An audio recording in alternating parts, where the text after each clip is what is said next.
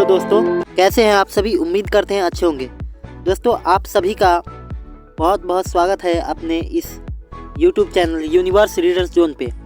दोस्तों, आज के इस क्लास में हम बात करने वाले हैं क्लास 10th साइंस के VBI ऑब्जेक्टिव के बारे में। तो यहाँ पर जो है साइंस का जो है 40 क्वेश्चन लेके आ गए हैं। साइंस क्लास 10th का साइंस का जो है 40 जो है 40 VBI ऑब्जेक्टिव देखने को मिलेंगे।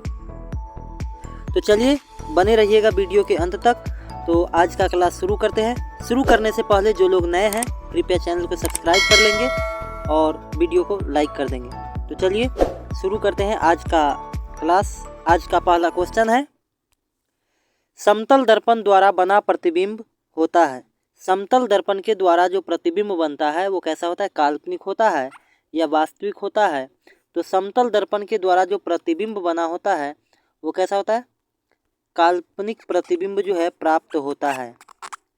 कैसा, काल्पनिक प्रतिबिंब जो है प्राप्त होता है समतल दर्पण से। अगले क्वेश्चन की ओर चलते हैं। क्वेश्चन नंबर 2 है। 2 नंबर क्वेश्चन कह रहा है कि प्रकाश तरंग उदाहरण है। प्रकाश तरंग जो है किसके उदाहरण है, ध्वनि तरंग का, विद्युत चुंबकीय तरंग का, परावैग्नवी तरंग का या प्रासव्य तरंग का। तो प्रकाश तरंग जो उदाहरण है ये है विद्युत चुंबकीय तरंग का उदाहरण है। विद्युत चुंबकीय तरंग का उदाहरण है। ऑप्शन नंबर बी सही हो जाएगा, बी। अगले क्वेश्चन की ओर चलते हैं। क्वेश्चन नंबर 3 है। 3 नंबर क्वेश्चन कह रहा है किसी माध्यम के अपवर्तनांक, किसी माध्यम के अपवर्तनांक जो है म्यू का मान होता है। तो कितना मान होता है, तो इसका जो है साइन आई बटे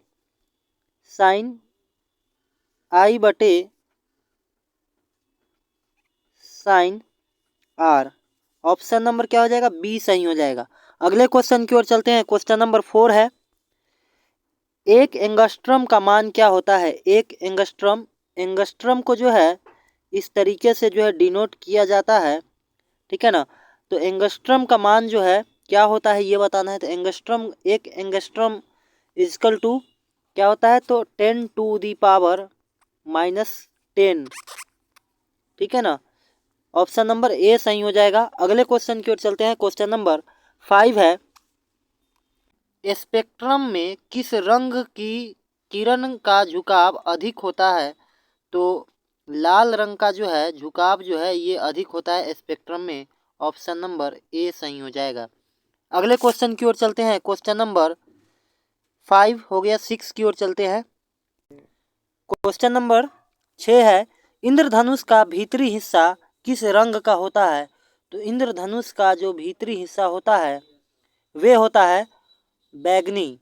किस कलर का होता है, बैगनी रंग का होता है, बैगनी। ऑप्शन नंबर बी सही। अगले क्वेश्चन की ओर चलते हैं। क्वेश्चन नंबर 7 है। विद्युत फ्यूज विद्युत धारा के किस प्रभाव पर जो है कार्य करता है। तो विद्युत फ्यूज जो है यह विद्युत धारा के ऊष्मीय प्रभाव पर जो है कार्य करता है। किस प्रभाव के ऊपर काम करता है, तो ऊष्मीय प्रभाव के ऊपर जो है कार्य करता है, ऊष्मीय। ऑप्शन नंबर ए सही हो जाएगा। अगले क्वेश्चन की ओर चलते हैं। क्वेश्चन नंबर 8 है। क्वेश्चन नंबर 8 है। 100 वाट से 220 वोल्ट के विद्युत बल्ब के तंतु का प्रतिरोध जो है कितना होता है ये बताना है। तो इसका जो प्रतिरोध होता है वो होता है 484। कितना, 484 ओम, ठीक है। ऑप्शन नंबर बी सही हो जाएगा। अगले क्वेश्चन की ओर चलते हैं। क्वेश्चन नंबर 9 है। 9 नंबर क्वेश्चन है। 100 वाट का विद्युत बल्ब 250 वोल्ट के विद्युत मेन से जोड़ा जाता है।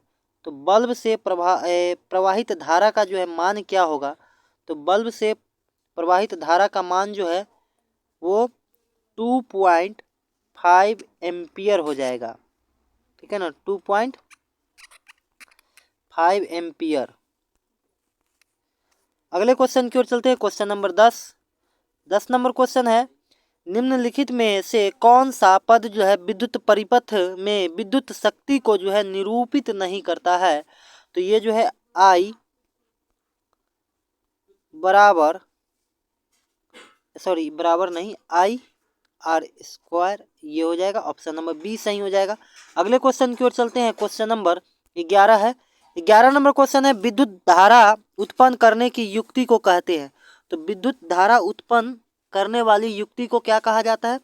तो उसको बोलते हैं जनित्र, जिसको जनरेटर भी बोलते हैं, ठीक है ना। चलिए अगले क्वेश्चन की ओर चलते हैं। क्वेश्चन नंबर 12 है, प्रकृति में पृथ्वी पर ऊर्जा का मुख्य सोर्स क्या है? तो ये जो पृथ्वी है या फिर प्रकृति इसको कह सकते हैं, तो इसमें जो है ऊर्जा का जो मुख्य सोर्स है ये है सूर्य। क्या हो जाएगा? सूरज जो है ये जो है ऊर्जा के जो है प्रमुख या फिर कह सकते हैं मुख्य सोर्स है सूरज। चलिए अगले क्वेश्चन की ओर चलते हैं। क्वेश्चन नंबर 13, ग्लोबल वार्मिंग के लिए जो है निम्नलिखित में से कौन सी गैस जो है उत्तरदायी है? तो ग्लोबल वार्मिंग के लिए जो है कौन सी गैस मुख्य रूप से उत्तरदायी है? तो कार्बन डाइऑक्साइड, ठीक है ना, CO2। ऑप्शन नंबर बी सही हो जाएगा, CO2। अगले क्वेश्चन की ओर चलते हैं। क्वेश्चन नंबर 14 है, साग सब्जियों का अपघटित होकर कंपोस्ट बनना किस अभिक्रिया का उदाहरण है? उष्माशोषी, उभयधर्मी या उष्माक्षेपी या फिर प्रतिस्थापन? तो साग सब्जियों का विघटित होकर के कंपोस्ट में तब्दील होना या बदलना जो है ये जो है कौन सा अभिक्रिया कहलाता है? तो ये उष्माक्षेपी अभिक्रिया कहलाता है। क्या कहलाता है? उष्माक्षेपी अभिक्रिया। ऑप्शन नंबर बी सही हो जाएगा, उष्माक्षेपी। अगले क्वेश्चन की ओर चलते हैं। क्वेश्चन नंबर 15 है। 15 नंबर क्वेश्चन है, Zn+CuSO4 इक्वेशन है, ZnSO4+Cu। तो ऊपर जो दी गई है रासायनिक अभिक्रिया है ये किस प्रकार की अभिक्रिया है? ये अभिक्रिया जो है किस प्रकार की है? तो ये जो अभिक्रिया है ये है विस्थापन अभिक्रिया, ठीक है ना। यहाँ पर देखिए कॉपर क्या हो रहा है? विस्थापित हो रहा है, ठीक है ना। क्या हो रहा है? कॉपर विस्थापित हो रहा है, ठीक है। Zn जो है इसको क्या कर दिया? विस्थापित कर दिया। तो इसलिए जो है यहाँ पर देखिए Zn यहाँ पे आ गया Cu के पास, और ये जो है Cu यहाँ पे आ गया, यानी विस्थापित कर दिया। तो ये क्या हो गया? यानी इसको भगा दिया और ये यहाँ पे आ गया इसके जगह पर। तो ये क्या हो गया? विस्थापन अभिक्रिया हो गया। अगले क्वेश्चन की ओर चलते हैं। क्वेश्चन नंबर 16 है, संगमरमर का रासायनिक सूत्र क्या होता है? संगमरमर का रासायनिक सूत्र क्या है ये बताना है। तो संगमरमर का जो रासायनिक सूत्र होता है वो होता है CaCO3। संगमरमर का क्या होता है? रासायनिक सूत्र होता है। अगले क्वेश्चन की ओर चलते हैं। क्वेश्चन नंबर 17 है, कोई विलयन, मान लीजिए कोई विलयन है, ये जो है लाल लिटमस को, किसको? लाल को जो है बदल देता है नीला में, ठीक है ना। लाल लिटमस को नीला कर देता है, तो उस विलयन का pH मान जो है क्या होगा? तो उस विलयन का जो pH मान होगा वो हो जाएगा 10। क्या हो जाएगा? 10। अगले क्वेश्चन की ओर चलते हैं। क्वेश्चन नंबर 18 है, सीसा और टीन की मिश्र धातु को कहते हैं। तो सीसा और टीन का जो मिश्र धातु है उसे बोलते हैं सोल्डर। क्या बोलते हैं? सोल्डर। ऑप्शन नंबर ए सही। अगले क्वेश्चन की ओर चलते हैं। क्वेश्चन नंबर 19 है।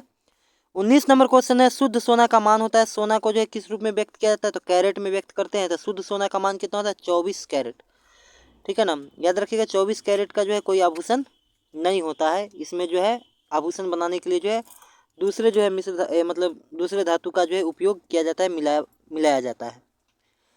तो यहाँ पर 24 कैरेट हो जाएगा शुद्ध सोना का मान। अगले क्वेश्चन की ओर चलते हैं। क्वेश्चन नंबर 20, एक धातु जो हथेली पे जो है पिघलने लगती है वह धातु कौन है? तो हाथों पे या हथेली पे पिघलने वाली जो धातु है वो है सीजियम। कौन है? सीजियम, ठीक है ना। क्वेश्चन ये भी हो सकता है कि धातु है लेकिन किस रूप में, लिक्विड में या फिर तरल रूप में पाया जाता है, तो क्या हो जाएगा? पारा, ठीक है ना। अगले क्वेश्चन की ओर चलते हैं। क्वेश्चन नंबर 21 है। 21 नंबर क्वेश्चन है, C6 और H6 का आणविक द्रव्यमान होता है, इसका आणविक द्रव्यमान जो है कितना होता है ये बताना है। तो इसका जो आणविक द्रव्यमान होता है वो होता है 78। कितना होता है? 78। अगले क्वेश्चन की ओर चलते हैं। क्वेश्चन नंबर 22 है। 22 नंबर क्वेश्चन कह रहा है निम्नलिखित में से कौन जो है एरोमेटिक हाइड्रोकार्बन है। तो एरोमेटिक हाइड्रोकार्बन का जो यहाँ पे उदाहरण है वो है C6 जो अभी बताए हैं और H6। ये क्या है? तो ये एक एरोमेटिक हाइड्रोकार्बन के उदाहरण है। ऑप्शन नंबर सी सही हो जाएगा। CH4 क्या होता है? मेथेन का सूत्र हो गया। अगले क्वेश्चन की ओर चलते हैं। Question number 23। एल्कोहल श्रेणी का सामान्य सूत्र है। तो एल्कोहल श्रेणी का जो सामान्य सूत्र होता है वो होता है CnH2n+1OH। ऑप्शन नंबर क्या हो जाएगा? तो ए सही हो जाएगा। अगले क्वेश्चन की ओर चलते हैं। क्वेश्चन नंबर 24 है। एथिलीन का IUPAC नाम क्या होगा ये बताना है। तो एथिलीन का जो IUPAC नाम है वो इसको क्या बोलते हैं? एथीन बोलते हैं। क्या बोलते हैं? एथीन। ऑप्शन नंबर बी सही। अगले क्वेश्चन की ओर चलते हैं। क्वेश्चन नंबर 25 है। 25 नंबर क्वेश्चन है आवर्त सारणी में कितने वर्ग होते हैं। तो आवर्त सारणी में जो है 18 वर्ग होते हैं। कितने? 18 वर्ग होते हैं। क्वेश्चन नंबर 26 है स्वपोषी पोषण के लिए आवश्यक है। स्वपोषी पोषण के लिए जो है क्या आवश्यक है? तो स्वपोषी पोषण के लिए जो है क्या आवश्यक है? CO2। क्या? CO2। ठीक है। CO2 हो गया, क्लोरोफिल हो गया, सूर्य का प्रकाश हो गया। ये सभी जो है CO2 है ना, क्लोरोफिल, उसके बाद सूर्य का प्रकाश, ये सभी जो है स्वपोषी के लिए जो है क्या है? आवश्यक होते हैं और इसी से जो है अपना पोषण करते हैं। जैसे पेड़ जो है अपना पोषण किससे करते हैं? तो इन्हीं चीज़ों के उपयोग से न करते हैं। कार्बन डाइऑक्साइड चाहिए श्वसन के लिए, सूर्य का प्रकाश चाहिए, है ना, क्लोरोफिल चाहिए। तो यहाँ पर जो है क्या हो जाएगा? तीनों हो जाएंगे। ठीक है ना? क्या हो जाएगा?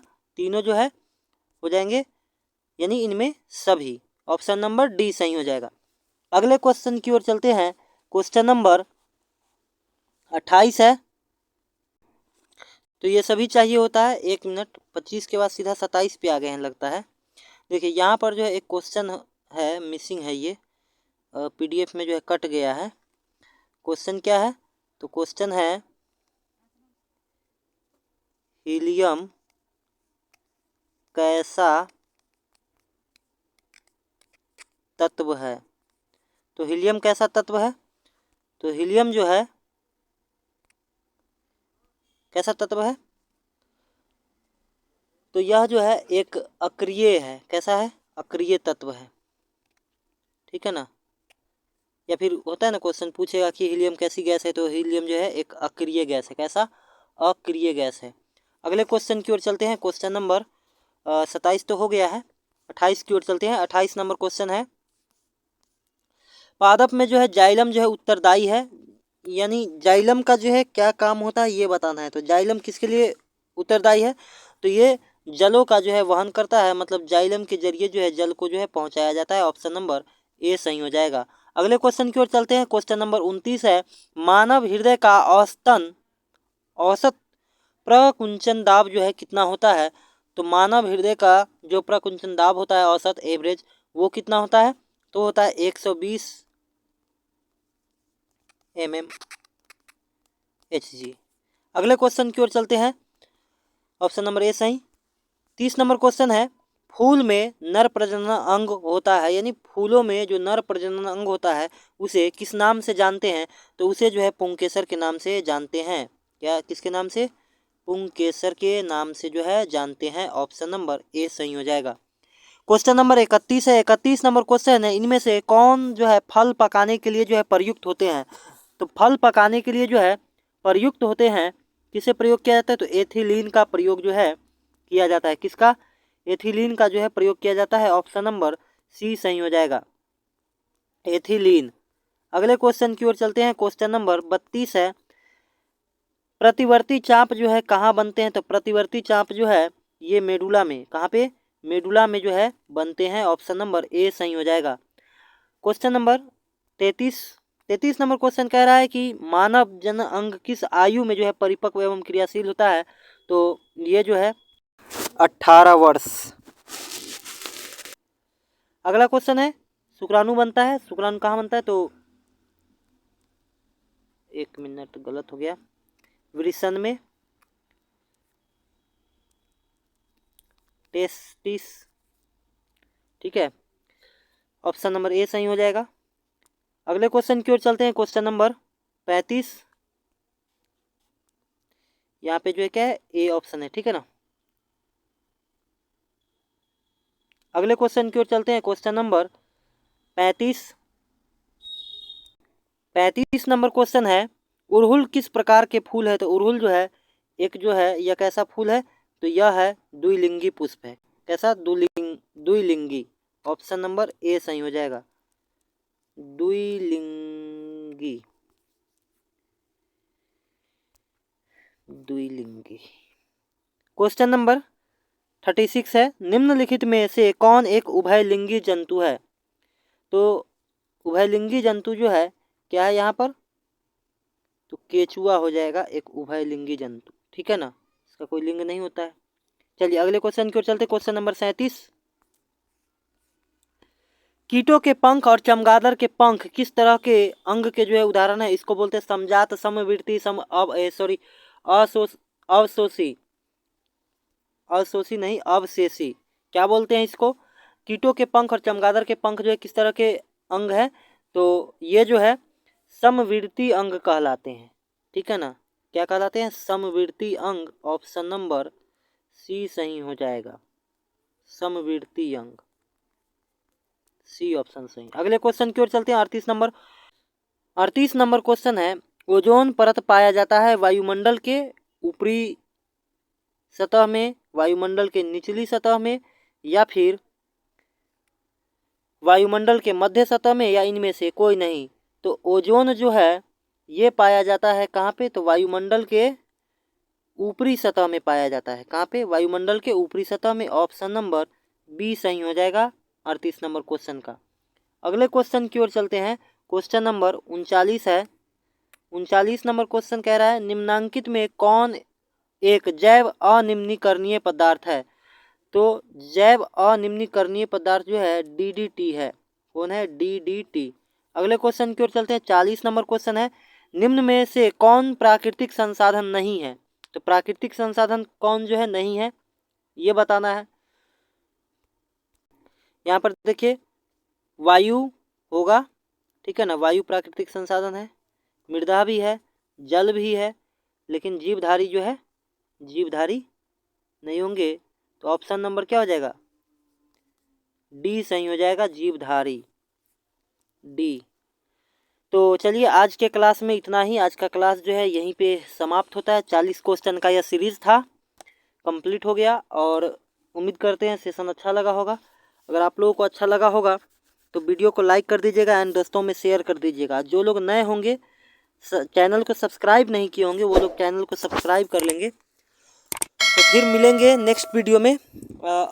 80 क्वेश्चन का जो है ये मॉडल जो है मॉडल सेट होता है, ठीक है ना। मॉडल सेट बोले तो एग्ज़ाम में जो है आपका जो है 80 नंबर का जो है ऑब्जेक्टिव देखने को जो है मिलेगा। तो यहाँ पर जो हम 40-40 ही करा रहे हैं क्योंकि वीडियो जो है काफ़ी ज़्यादा लंबा हो जाता है, ठीक है ना। तो इसी वजह से जो है 40-40 ही कराते हैं। तो आप लोग जो है कंटिन्यू रूप से जो है देखते रहिएगा सारे वीडियो को। और चलिए तो फिर ठीक है, मिलेंगे नेक्स्ट वीडियो में। तैयारी जो है अपना करते रहिए ढंग से, ख्याल रखिए अपना। तब तक के लिए जय हिंद, वंदे मातरम।